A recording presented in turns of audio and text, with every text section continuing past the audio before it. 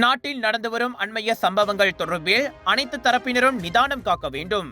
விசாரணைகளை நடத்தி உரிய நடவடிக்கை எடுக்க அதிகாரிகளுக்கு வாய்ப்பளிக்குமாறு ஸ்லாங்கூர் செந்தோசா சட்டமன்ற உறுப்பினர் டாக்டர் குணராஜ் ஜார்ஜ் கேட்டுக்கொண்டார்.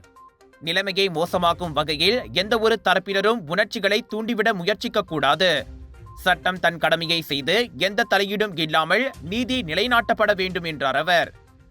தேசிய நல்லிணக்கத்திற்கு அச்சுறுத்தலாக இருக்கும் எந்தவொரு இனரீதியான தூண்டுதலையும் நிராகரிக்க வேண்டும் என பிரதமர் டத்தஸ்ரீ அன்வார் இப்ராஹிம் வலியுறுத்தியுள்ளதையும் குணராஜ் வரவேற்றார்.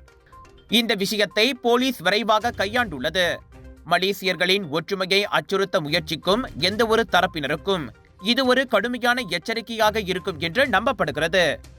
இந்நிலையில் மலேசிய தொடர்பு பல்லூடக ஆணையமான MCMC முயற்சியில் ஜம்ரி வினோத்தின் சர்ச்சைக்குரிய பதிவு நீக்கப்பட்ட பிறகும் அவர் அதனை மீண்டும் பதிவேற்றியுள்ளார். இவர் போன்ற நபர்களின் சினமூட்டும் நடவடிக்கைகள் தேசிய நல்லிணக்கத்திற்கு ஒரு வகையான சவாலாகும்.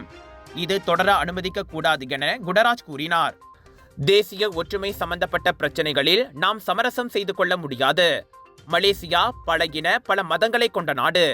இதுவரை நாம் அனுபவித்து வரும் நல்லிணக்கம் தொடர்ந்து கட்டிக்காக்கப்பட வேண்டும். நம்மிடையே பிளவுகள் வருவதை ஒருபோதும் அனுமதிக்க கூடாது என குணராஜ் மேலும் தெரிவித்தார்.